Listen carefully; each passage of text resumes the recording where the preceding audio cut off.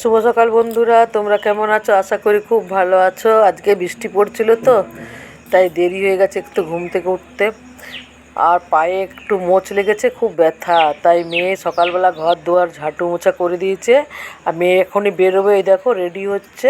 স্নান টান সব হয়ে গেছে, এবারে পুজো করব। ঠাকুরের বাসনগুলো সব বের করে নিয়েছি। ঝিরিঝিরি বৃষ্টি পড়ছে, মেঘ করে রেখেছে।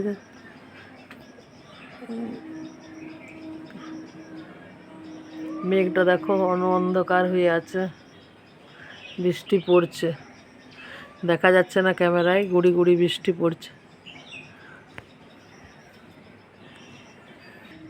ঠাকুরের বাসন সব বের করেছি, এগুলো সব এখন ধুয়ে মেজে পরিষ্কার করে নেব। এখন ঘড়ির কাঁটায় বাজছে 8টা। আমার ঠাকুরের বাসন সব ধোয়া হয়ে গেল, এবার আমি পুজো করে নেব। সর্বপ্রথম শ্রী গণেশকে ফুলটা দিই। গণেশ, জয় শ্রী গণেশ।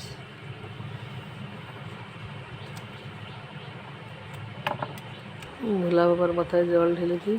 ওম নমঃ শিবায়, ওম নমঃ শিবায়, ওম নমঃ শিবায়, ওম নমঃ শিবায়, ওম নমঃ শিবায়, ওম নমঃ শিবায়, ওম নমঃ শিবায়, ওম নমঃ শিবায়, ওম নমঃ, ওম নমঃ শিবায়। জয় শ্রী ভূষণ, জয় শ্রী ভূষণ।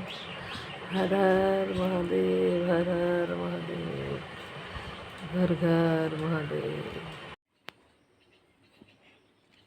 আজ গুরু পূর্ণিমার বিশেষ দিন। পরে ভোগ রান্না করব, এখন তো পারলাম না, তাই এখন এমনি পুজো দিচ্ছি। জয় শ্রী সাইনাথায় নমঃ, জয় শ্রী সাইনাথায় নমঃ, জয় শ্রী সাইনাথায় নমঃ।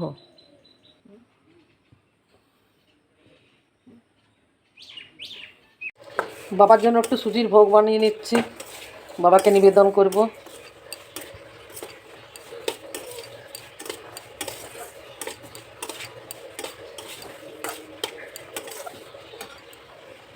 প্রথমে ঘি দিয়েছি,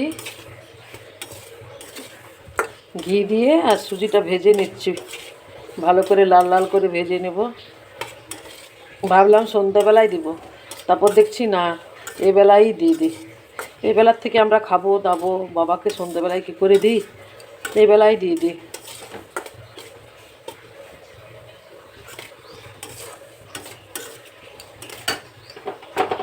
এই কড়াইগুলো এত পাতলা হয় না, খুব সাবধানে করতে হয়।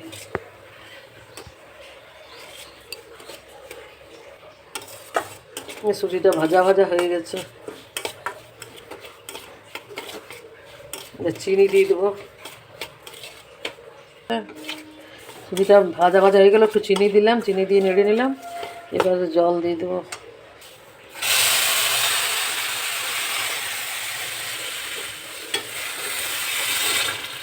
সুজি আমার রেডি হয়ে গেল, এবার বাবাকে ভোগ নিবেদন করে দিই।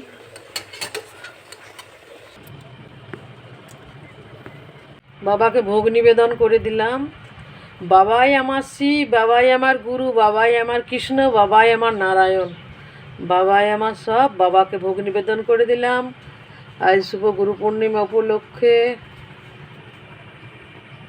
পায়ে প্রচণ্ড ব্যথা, পা মুচকে গেছে।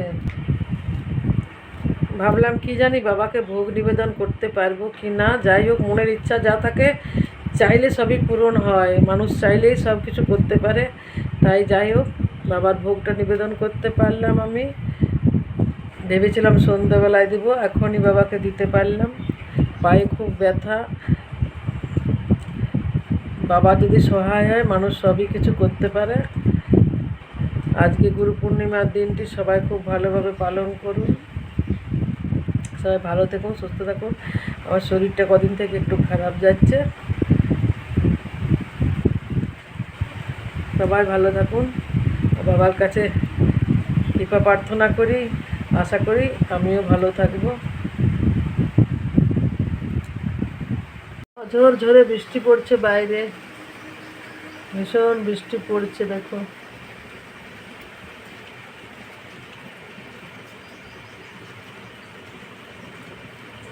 আর বাগানের অবস্থা দেখো, ঘন সব জঙ্গল হয়ে গেছে ঘাস পাতাতে।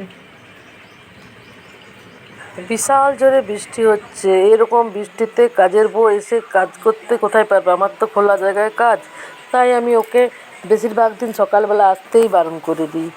আমি তো নিজে ঘর মুছে নিই আর কাপড় কাচতে দিই না, আর বলেই দিই বাসন যদি বৃষ্টি ছাড়ে তবেই মাজতে আসবে, আর না হলে একবারে কাল আসবে।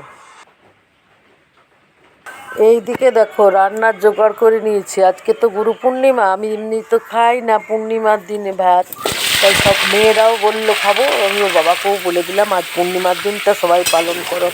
তাই আলুর দম করছি আর করবো ছাতু ভরা কচুরি বানাবো।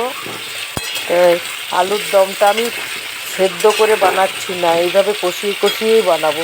ঢাকা দিয়ে দিয়ে বারবার কষিয়ে নিচ্ছি, এভাবেই আলুটা সেদ্ধ করব। আলুটা লাল লাল করে ভাজা হয়ে গেছে, এবার আমি কাঁচা লঙ্কা টমেটো দিয়ে দিচ্ছি।